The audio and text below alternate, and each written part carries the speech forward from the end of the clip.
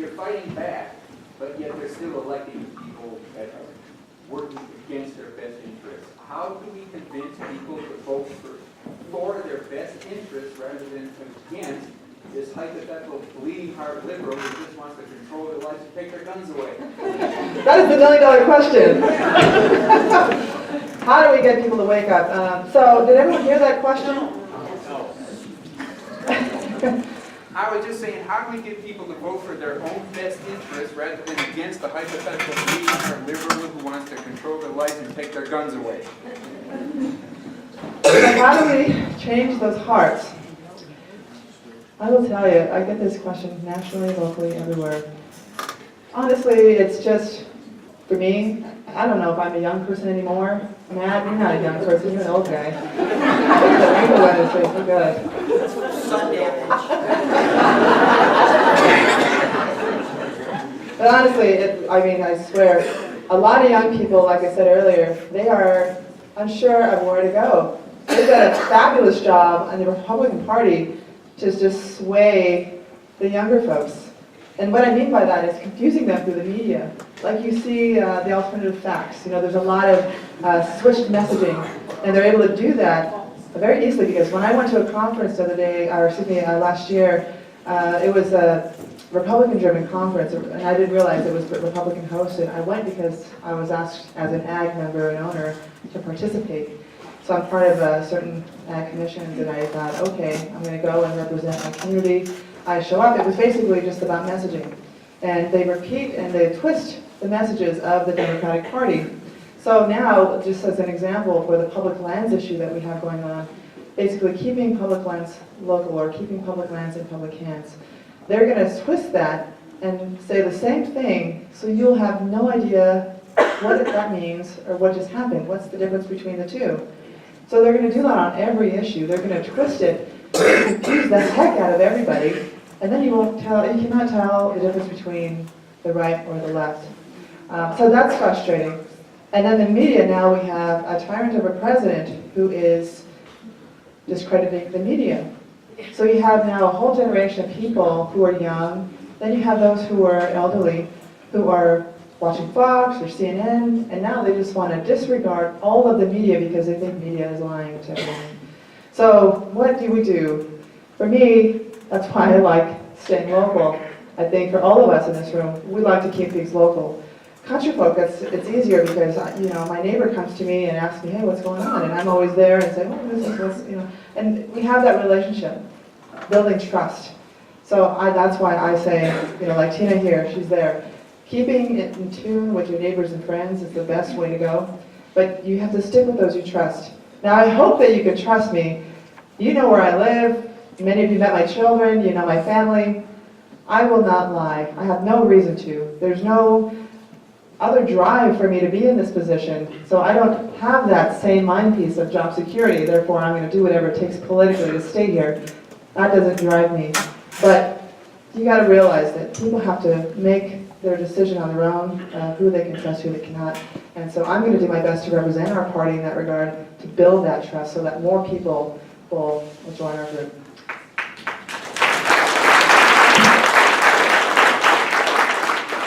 In the way back, the AI shirt on, whatever that says. In the sweatshirt, you. What can the Minority Caucus do to prevent or repeal state bans on local laws? Thinking specifically things like the ban on plastic bag regulations. Well, we lost it the first time, so we lost the vote, right? And the vote became about those environmentalists want to ban bags, when really the argument was city municipal dumps were having trouble with all the waste that's in there that's not compostable, that won't break down, so plastic. It's an issue that will rise up again, and it's going to have to come from local communities basically saying this is a need that we have. It cannot fall on the Minority Caucus since we've already lost the vote. So the question is, what can we do? Well, we have your back, but the local communities, the Association of Cities and the Association of Counties, if it's an issue for them at the waste level, then they need to really push hard and make a case to get enough votes. Policy is about votes. And so A, get more minority members, or B, convert those other votes. That's pretty much what it comes down to. Sorry for that news. What about immigration? Just curious, is Boise going to do anything with that? Like Commander-in-Chief is putting on a lot of stuff. What's happening down in Boise, which affects some of the students up here, Sure. and mainly down in southern Idaho. Yeah, so immigration is a huge concern, but I'm going to actually take it out to economics, and here's why. So right now we have less illegal immigration in the United States than we've had for many, many years. But over the last 5 years, we've started to see a decline in the value of the Mexican peso in relation to the dollar. And you might be like, you're in the reeds. But here's the thing. Mexico is the third largest importer of wheat in the entire world from the United States. If their peso continues to decline in its value, it's going to directly impact farmers on the Palouse because they're not going to be able to export their wheat to Mexico. Once that happens, you see a capital glut, or a market glut, which means there's too much wheat in the market, so the commodity drops. And not only that, but the middle class in Mexico can't buy bread because their peso is not worth anything. Beef ranchers in Idaho, Mexico is the largest importer of U.S. beef in the world.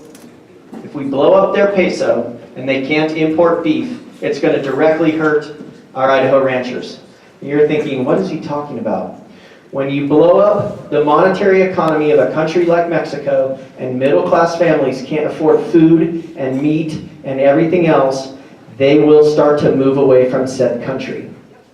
And so what we're seeing at the national level, this direct attack on Mexico, and we're going to put a wall and we're going to put tariffs on Mexico, will destroy the Mexican economy. And when it does, then we'll have a real immigration problem. And so what's happening at the national level is of the utmost concern to Idahoans, especially farmers who are selling wheat and ranchers who are selling beef, and even more importantly, making sure that we have a stable North American continent. In Boise, there's likely to be some anti-immigrant legislation that I oppose and have voted against last year. The immigrant sentiment has to do with less about our Mexican neighbor to the south and more about anyone who practices a religion different from ours. And so if we value religious freedom in the state of Idaho and in the country of the United States, then what we will see down there, in my opinion, will be anti-religion, it will be anti-diverse religions, and it will put a target on minority populations inside of our state. And we are very concerned about that, and we will oppose it.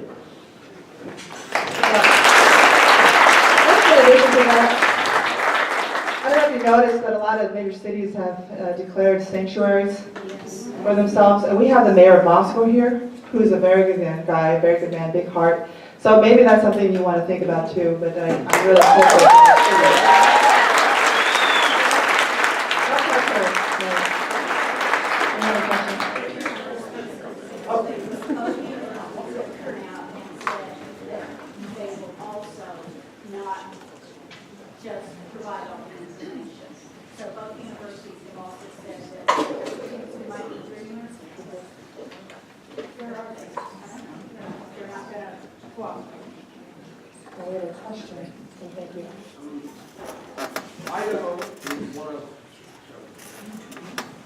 Idaho is one of 14 states that still goes off the federal minimum when it comes to minimum wage pay. And I've noticed on Representative Jordan's website, you advocate for raising the minimum wage off of starvation pay. So my question is this: what number do you propose, and what steps will you be taking to hopefully raise the minimum wage in Idaho? What would you like to see? $15. 15. We're going to 15.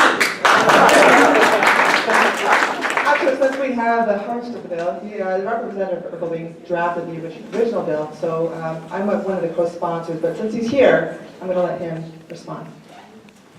So we released a bill yesterday. I don't know the House number, but we have a bill that will begin to incrementally increase the wage. It will go first to $8.50, then to $10.25, and then it'll temporarily stop at $12 an hour. Then it is attached to the consumer price index so that it begins to increase as we see inflationary pressures occur in Idaho. A lot of us feel that it is unethical,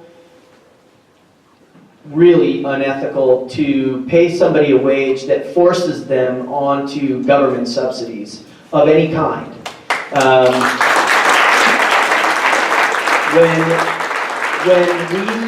When we allow for corporate welfare, but we put it in the face of a working American who is now forced to get food stamps, Medicaid, all these things, I think that that is a pretty unethical and un-American way to do things.